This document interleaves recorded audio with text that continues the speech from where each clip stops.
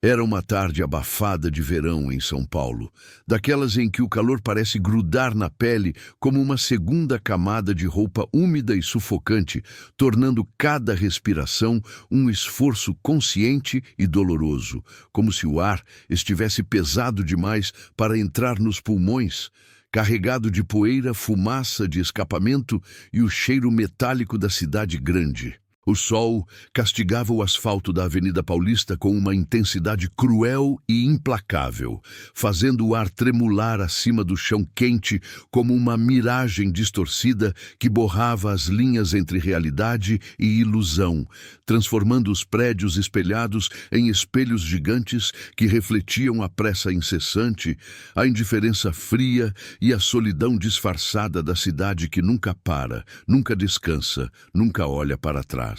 O trânsito era um caos lento e sufocante. Um rio viscoso de lataria reluzente sob o sol, fumaça preta de escapamentos velhos que subia em espirais escuras e irritantes, e buzinas impacientes que se misturavam em uma sinfonia de frustração urbana. Um ruído constante que parecia pulsar como o coração acelerado de uma metrópole exausta.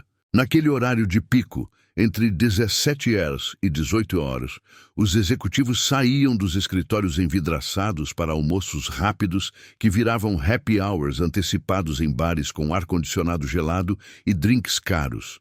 Os turistas tiravam selfies na frente do MASP com suas cores vibrantes e vermelhas icônicas, capturando o momento sem perceber o contraste entre o brilho da arte e a miséria escondida nas sombras, e os trabalhadores invisíveis, camelôs com carrinhos de picolé derretendo no calor, guardadores de carro com colete laranja surrado e assobios ritmados para chamar clientes, moradores de rua com sacolas plásticas cheias de sonhos quebrados e memórias pesadas.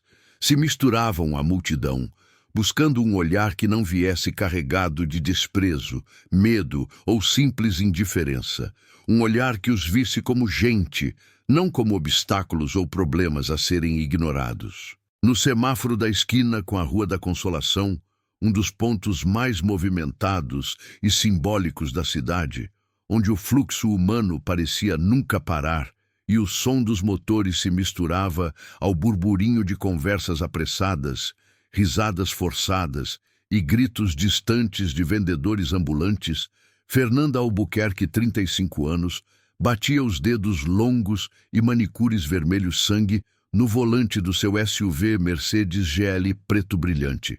Um veículo que, sozinho, valia mais do que uma casa de classe média alta na periferia, equipado com bancos de couro perfurado bege que cheiravam a novo, sistema de som Bang & Olufsen tocando jazz suave de Norah Jones em volume baixo e vidros escuros que isolavam o mundo externo como uma bolha de privilégio impenetrável.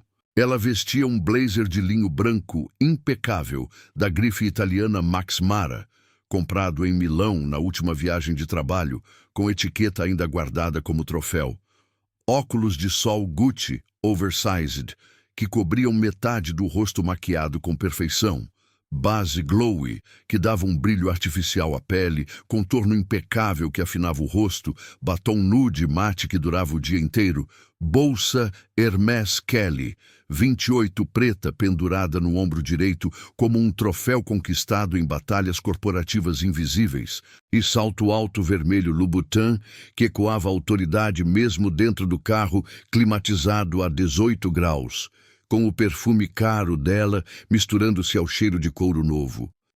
Fernanda era vice-presidente de marketing de uma grande rede de lojas de luxo, com filiais em shopping centers de elite da cidade, casada há 8 anos com Rafael, um executivo de banco de investimentos que ganhava em bônus anuais o que a maioria das pessoas não via em uma vida inteira de trabalho, e que chegava em casa tarde da noite cheirando a uísque caro e estresse. Mãe de Sofia, uma menina de 7 anos de olhos grandes e curiosos, que estudava em um colégio bilíngue particular na Zona Sul, com mensalidade equivalente a 2 salários mínimos, Fernanda levava uma vida que parecia perfeita nas redes sociais.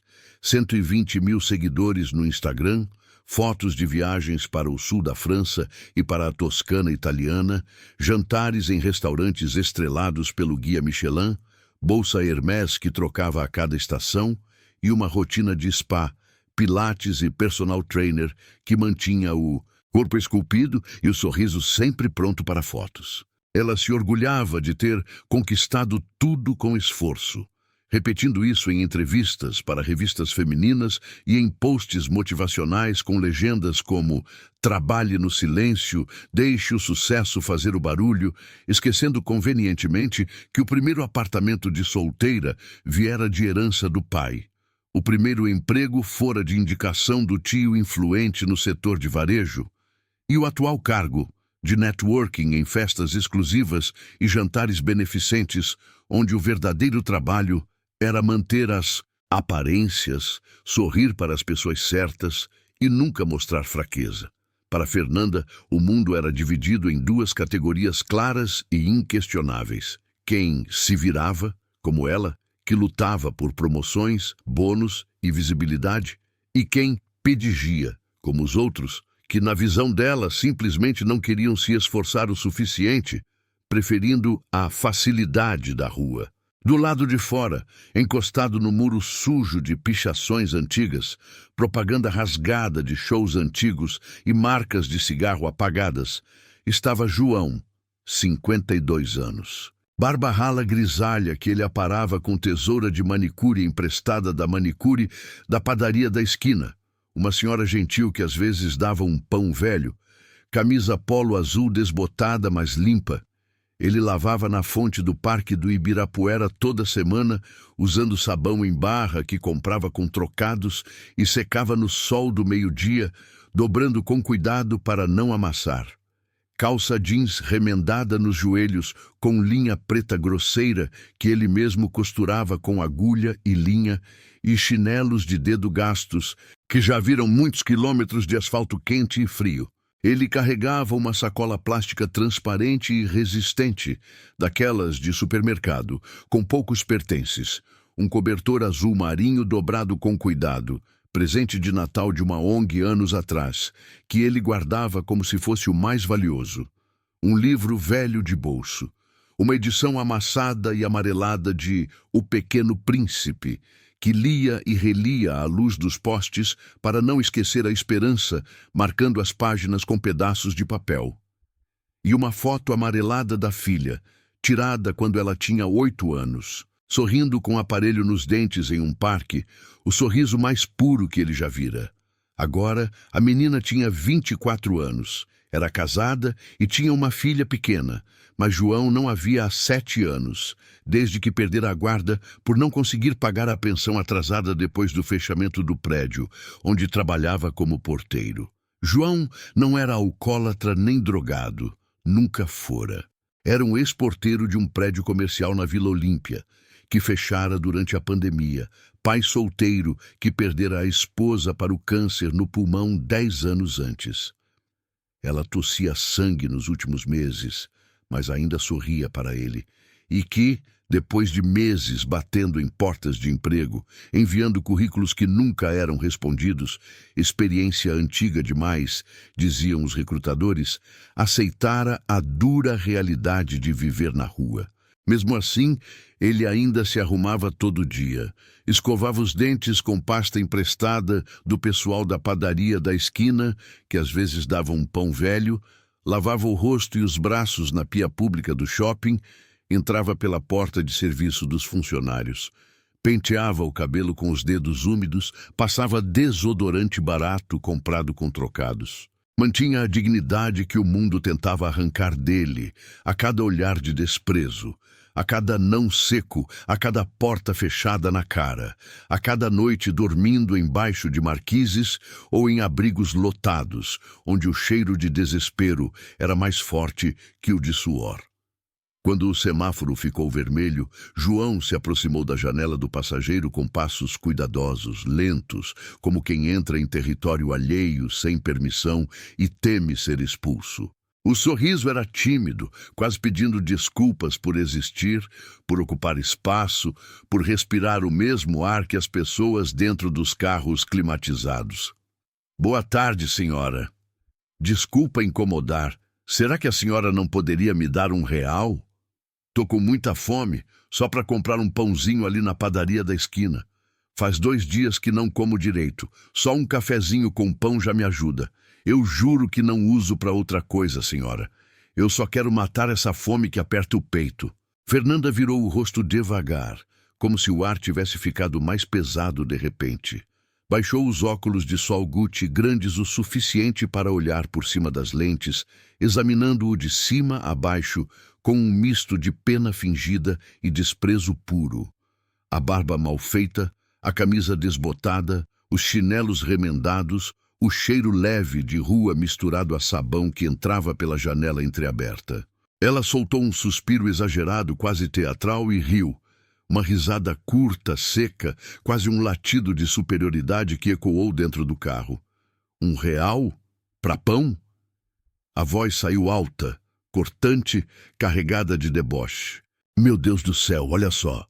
Vai trabalhar, homem. Tá achando que dinheiro cai do céu? Eu trabalho muito para ganhar o meu, dou duro todo dia, acordando às 5 para malhar, correndo atrás de cliente, fazendo reunião atrás de reunião, viajando para feiras internacionais, apresentando projetos que valem milhões, lidando com pressão de acionistas que querem mais lucro a qualquer custo. Não vou dar para qualquer um que chega pedindo. Se vira, vai procurar emprego, seu pobre. Não vem com essa de fome pra cima de mim que eu não nasci ontem. Eu conquistei tudo que tenho, não vivo de esmola. As palavras saíram afiadas como navalhas, altas o suficiente para que o motorista do carro ao lado virasse o rosto constrangido e fingisse olhar o celular. Um casal de pedestres parou e cochichou.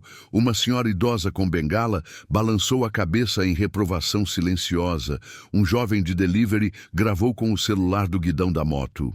João baixou a cabeça imediatamente, murmurando um "desculpa, senhora", quase inaudível, os ombros curvando-se como se carregassem mais peso ainda. Ele deu um passo para trás. Voltou para o muro e se sentou devagar no chão quente, abraçando os joelhos, os olhos fixos no asfalto que tremia com o calor. Uma lágrima escorreu silenciosa pelo rosto dele, mas ele a limpou rápido com as costas da mão suja. Não queria dar o gosto da humilhação completa. Não queria que ela visse que ainda podia machucar. Fernanda bufou alto, subiu os vidros elétricos com um clique seco e impiedoso, aumentou o ar-condicionado até sentir o frio artificial no rosto quente de raiva e superioridade. Que absurdo, gente pedindo dinheiro na rua como se fosse obrigação minha. Se é para pedir, que vá trabalhar.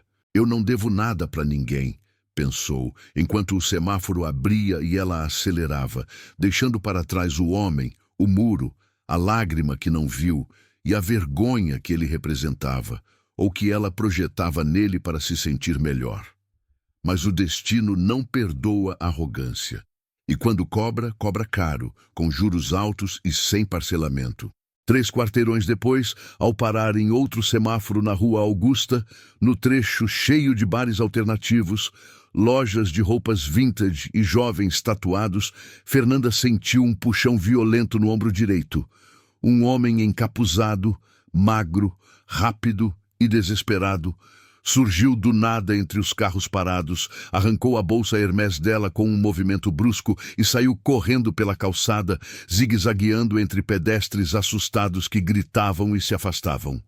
"Meu Deus, não! Minha bolsa!" gritou Fernanda, a voz falhando de pânico puro e desespero absoluto. Ela abriu a porta do carro sem pensar, tropeçou nos saltos altos Louboutin, quase caiu de joelhos no asfalto quente que queimava a pele e começou a correr atrás do ladrão, gritando: "Para! Socorro! Alguém me ajuda!", com a voz rouca de terror. Mas o homem era ágil, conhecia as ruas como a palma da mão e em segundos virou a esquina para um beco escuro e estreito, desaparecendo entre sombras e lixo acumulado. A bolsa continha tudo que definia a vida dela naquele momento. carteira com cartões de crédito ilimitados, dinheiro vivo para emergências, celular com milhares de fotos da filha sorrindo na formatura do balé, documentos pessoais, RG, CPF, carteira de motorista, chaves de casa e do carro reserva. E o pior de tudo, o anel de formatura da mãe. Uma peça simples de ouro 18K com uma pequena pedra de zircônia que Fernanda carregava sempre consigo como amuleto. O único objeto que restava da mulher que a criara sozinha após o pai abandonar a família quando ela tinha 12 anos. A mulher que morrera de câncer no ovário há 5 anos, segurando sua mão no hospital e sussurrando com voz fraca: "Cuida da Sofia por mim, filha, e nunca esqueça que todo mundo tem uma história, mesmo quem você acha que não tem nada." As pessoas ao redor olharam, algumas com pena, outras com curiosidade mórbida, poucas filmando com o celular. Ninguém se mexeu para ajudar. O sinal fechou. Os carros atrás começaram a buzinar furiosamente, o som se misturando ao choro de Fernanda. Ela ficou parada no meio da rua, as mãos tremendo violentamente, o peito subindo e descendo rápido, sentindo o vazio no ombro onde a bolsa deveria estar. Naquele momento, o orgulho se desfez como papel molhado em chuva forte. Ela percebeu com um terror gelado que subia pela espinha e apertava o coração, que estava sozinha, vulnerável, sem celular para chamar ajuda, sem dinheiro para pegar um táxi, sem documentos para provar quem era. Pela primeira vez em anos, sentiu o que era ser impotente, ser ninguém no meio da multidão indiferente. Foi então que uma figura familiar surgiu correndo da direção oposta, ofegando, suando profusamente, a camisa polo grudada no corpo magro, um corte pequeno na testa escorrendo sangue devagar pelo rosto marcado. Era João. Ele trazia a bolsa Hermès dela nas mãos trêmulas. O zíper estava aberto, mas nada parecia faltar. A respiração dele era tão pesada que mal conseguia falar, o peito subindo e descendo como se tivesse corrido uma maratona inteira. "Senhora, aqui." "Peguei de volta", disse ele, estendendo a bolsa com as 2 mãos, como quem oferece algo sagrado, algo que não lhe pertencia, mas que ele protegera com a vida. "O moço correu para um beco ali atrás. Eu conheço esses caminhos, já morei por aqui. Consegui alcançar ele. Ele largou a bolsa quando viu que eu não ia embora. Eu não deixei ele levar. Não podia deixar." Fernanda pegou a bolsa com mãos que tremiam tanto quanto as dele. Abriu devagar, com medo de que algo estivesse faltando. Tudo lá, carteira intacta com os cartões brilhando, celular com a capinha rosa da filha, o anel da mãe brilhando no fundo, como se nada tivesse acontecido, como se o destino tivesse decidido dar uma segunda chance. Seus olhos subiram até o rosto de João, suado, ofegante, com o corte na testa, os olhos castanhos gentis apesar de tudo, apesar da humilhação que ela lhe causara minutos antes. Ela sentiu um nó na garganta que não conseguia engolir, um aperto no peito que doía fisicamente, como se alguém tivesse enfiado a mão dentro dela e torcido. Você correu atrás dele? Por mim?" perguntou, a voz quase sumindo, rouca de choque, gratidão e uma vergonha que subia como bile e queimava a garganta. João deu de ombros envergonhado, limpando o suor da testa com as costas da mão suja, o sangue da testa misturando-se ao suor. "Eu vi o que aconteceu. Achei que a senhora ia precisar da bolsa. Não custa nada ajudar quando a gente pode. Eu só fiz o que qualquer um faria." "Qualquer um não faria", sussurrou ela, a voz falhando. "Ninguém fez. Ninguém. Só você. Depois de tudo que eu disse. Depois de eu te humilhar daquele jeito." Fernanda olhou para ele de verdade, pela primeira vez. Não como um pobre na rua, não como um estorvo, não como um problema social. Como um ser humano. Viu as rugas de cansaço ao redor dos olhos castanhos, o olhar gentil que não guardava rancor, apesar das palavras cruéis que ela dissera minutos antes, as mãos calejadas que seguraram sua bolsa com tanto cuidado, como se fosse algo precioso, mesmo sabendo que ela o tratara como lixo. Viu o corte na testa que sangrava devagar, o suor que escorria pelo rosto, a respiração ainda ofegante, e sentiu uma dor física no peito ao imaginar o que ele passara para correr atrás de um ladrão por uma estranha que o humilhara. As lágrimas vieram sem aviso. Elas escorreram quentes pelo rosto dela, borrando a maquiagem cara, caindo no asfalto quente como gotas de arrependimento. Ela cobriu o rosto com uma mão, tentando esconder o choro, mas os soluços escapavam, altos, descontrolados, vindos do fundo da alma, como se todo o peso da vida que ela construíra sobre aparências estivesse desmoronando. Eu te tratei horrível agora há pouco, disse ela, a voz embargada, quebrada, entre soluços que faziam o corpo tremer. Eu ri na sua cara, te chamei de pobre, disse para você trabalhar, te humilhei na frente de todo mundo, como se você fosse nada, como se você não tivesse valor, e você salvou minha bolsa, salvou tudo que eu tenho de mais importante, salvou o anel da minha mãe, a única coisa que me resta dela, a mulher que me criou sozinha e morreu me pedindo para cuidar da minha filha. Eu não mereço isso. Eu não mereço você. Eu sou uma pessoa horrível, João. Uma pessoa horrível. João baixou o olhar, desconfortável com a intensidade da emoção dela. Ele esfregou a nuca, sem saber o que fazer com tanto choro, com tanta dor exposta diante dele.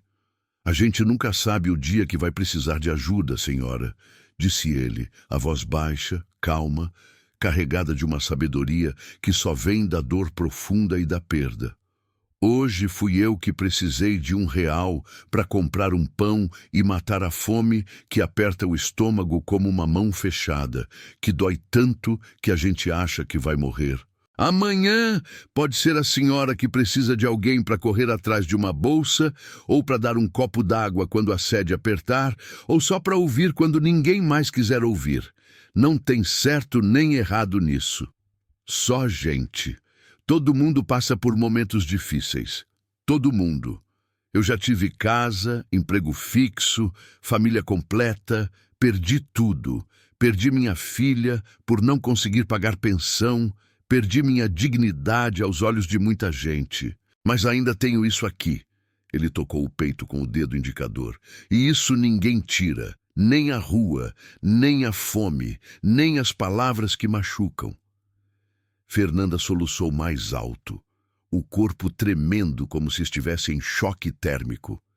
Ela abriu a carteira com mãos trêmulas, pegou 2 notas de R$100 e tentou entregar para ele, os dedos tremendo tanto que quase deixou cair no chão.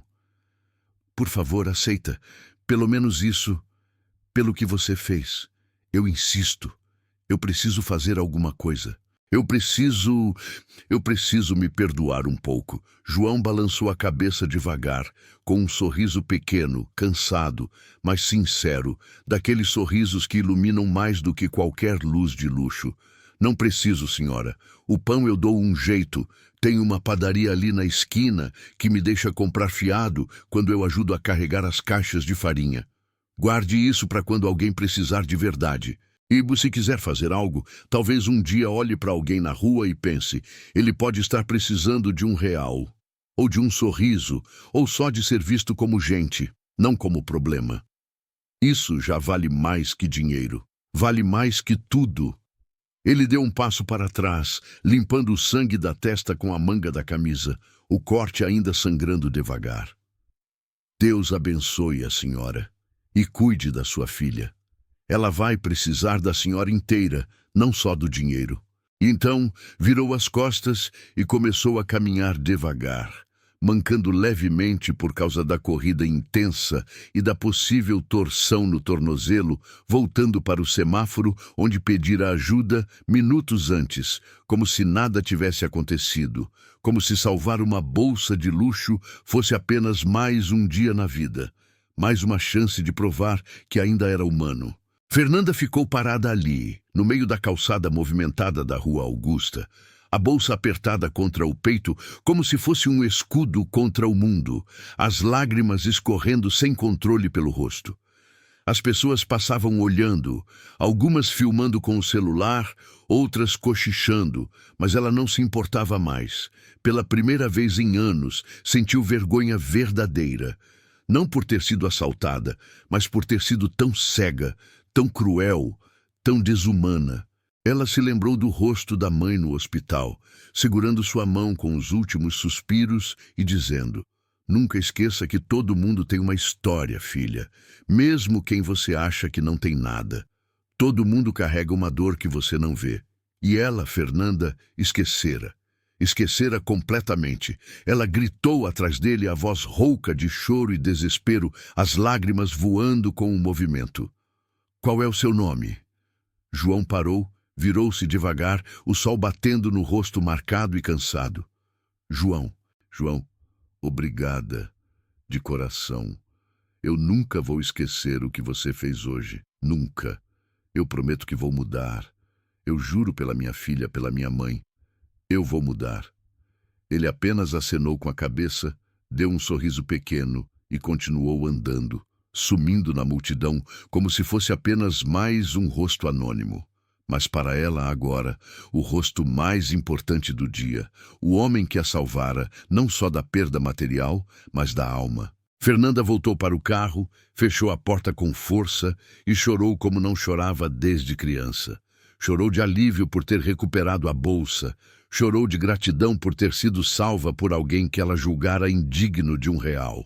Chorou de arrependimento profundo, doloroso, que queimava como fogo no peito por ter tratado um ser humano como lixo. Chorou pela mãe que não estava mais ali para vê-la aprender a lição que ela mesma ensinara. Chorou pela filha que ela queria criar diferente, que não repetisse os mesmos erros. Chorou pela Fernanda que fora até aquele momento arrogante, cega, vazia, perdida no próprio ego.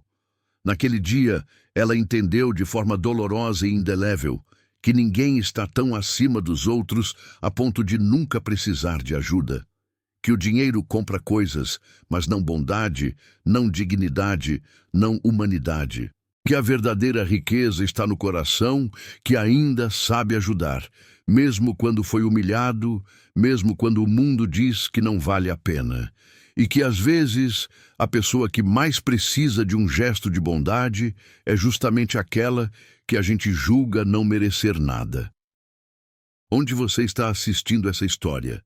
Deixe nos comentários qual cidade e estado você está agora. Se essa história te tocou até as lágrimas, dá um like, compartilha com alguém que precisa lembrar que empatia salva vidas e muda corações. E se inscreve para mais histórias que mexem com a alma. Quem sabe na próxima você seja o João de alguém. Ou quem sabe você encontre seu próprio João no caminho e aprenda, antes que seja tarde, que R$1 pode ser o preço de uma lição que muda a vida inteira.